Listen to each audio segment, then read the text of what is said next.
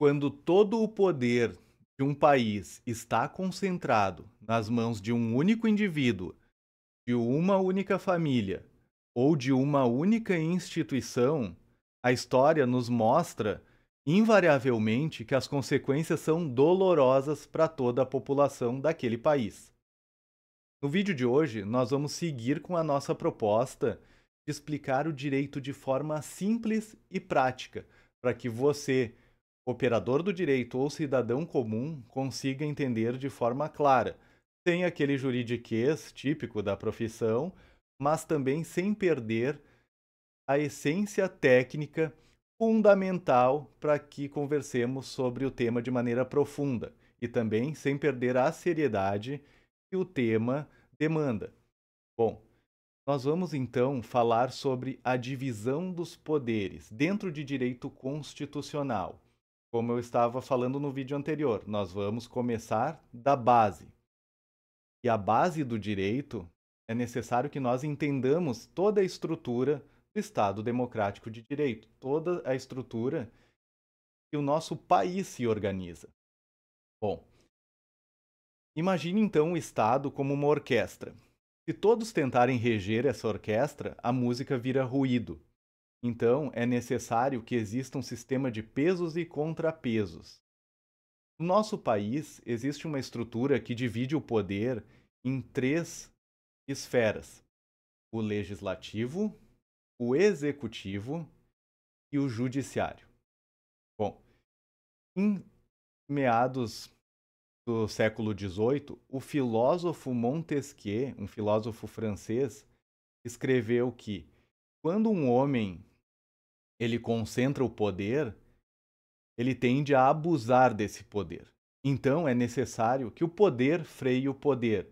E assim se constrói essa ideia de divisão do poder nessas três esferas. Essa ideia, ela viajou o mundo. Em 1787, ela fundamenta, ela dá a existência para a Constituição dos Estados Unidos. E em 1988, ela entra e fica incutida na Constituição Federal Brasileira. Os poderes, eles devem ser harmônicos entre si para que a gente consiga estruturar de maneira adequada todo o sistema brasileiro. O legislativo, ele é como se fosse o compositor dessa sinfonia. É ele que vai criar, é ele que vai alterar leis. Ele é formado pela Câmara dos Deputados e pelo Senado Federal. Ele é como se fosse aquele músico compositor que compõe as partituras. Sem o compositor não tem música, tem só improviso. E muitas vezes o improviso dá ruim. O executivo, ele é como se fosse o intérprete dessa música. Ele é o cara que ele vai transformar a partitura em som. Ele vai ler a partitura e vai tocar a música. Ele é composto, então, pelo presidente da República, pelos governadores e pelos prefeitos dos municípios, com suas respectivas equipes. Eles pegam todas as leis criadas pelo legislativo e executam, constroem escolas, fazem programas sociais, administram o orçamento. Então, o legislativo, ele vai fazer uma lei maior e vai demandar uma execução. Então, ele vai fazer uma lei específica, por exemplo, para a educação e vai então ser de competência do Poder Executivo ler aquela lei, interpretar ela e executar, colocar ela em prática. Em síntese, então, o executivo, ele é aquele músico, dentro da nossa analogia da orquestra, que vai dar vida às partituras. O poder judiciário, ele é como se fosse, então, o afinador desses instrumentos. Ele vai garantir que a música ela não saia do tom. Porque muitas vezes o legislativo vai escrever uma coisa, o executivo ele vai interpretar outra, e é necessário, então, que exista um intermediário para afinar essa ideia. para poder aprimorar e aplicar ela na prática. Então, o legislativo ele vai criar uma lei que vai versar sobre educação, o município vai executar essa lei, mas o judiciário vai dizer se a leitura ela está correta ou não, de acordo com aquilo que está escrito. Ou seja, vamos pegar aqui quando o STF declara uma lei inconstitucional. Ele está afinando esse instrumento do legislativo em sintonia com a Constituição. Então, digamos que o legislativo tenha criado uma lei nova e essa lei tenha sofrido, então, uma ação direta de inconstitucionalidade. O STF vai apreciar essa demanda e, entendendo que ela não está de acordo com a Constituição, vai declarar ela inconstitucional, alinhando ela, sim, ao Estado Democrático de Direito, aos princípios constitucionais firmados dentro da nossa sociedade. Em síntese, então, o judiciário ele não vai criar a música, nem vai executar. Ele vai escutar essa música e ele vai afinar, ele vai chamar a atenção do músico e do compositor. Vai dizer, isso não está de acordo, isso está correto. É dessa maneira que você deve tocar. É ele que vai dar o ritmo, é ele que vai dar o tom. Voltando então ao nosso exemplo, uma orquestra, ela só é bela, só tem uma música que vai nos gerar deleite ao ouvido, quando todos tocam de maneira harmônica, respeitando o espaço um do outro. Assim devem funcionar os poderes.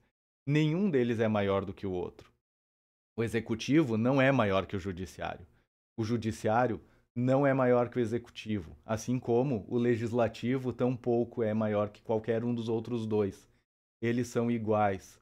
Eles têm funções diferentes dentro do Estado democrático de direito, espaços que devem ser rigorosamente respeitados. O legislativo, ele vai aprovar uma lei. O executivo vai aplicar essa lei. O judiciário vai verificar se essa lei é constitucional ou não, se ela está dentro dos ditames da nossa Carta Maior, da Constituição Federal de 1988, se ela segue todos os princípios do Estado Democrático de Direito. O executivo vai indicar os ministros. O Senado precisa aprovar. O Congresso vai fiscalizar as contas do Executivo e o Tribunal de Contas vai conferir a execução. Cada um toca o seu instrumento, mas todos eles seguem a mesma partitura, a Constituição Federal de 1988. Ninguém pode sair do tom. Dentro dessa nossa orquestra, a nossa pauta principal vai ser sempre a Constituição Federal. Nós não podemos fugir dela.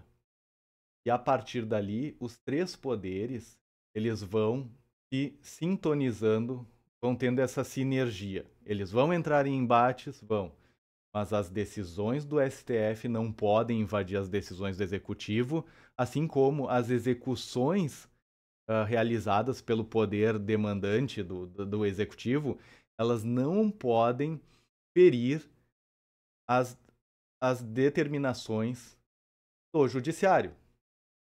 O Congresso não pode criar leis inconstitucionais, assim como o Executivo não as pode executar. É necessário que cada um dos poderes respeite o espaço do outro e atue dentro dos limites constitucionais que lhes são conferidos.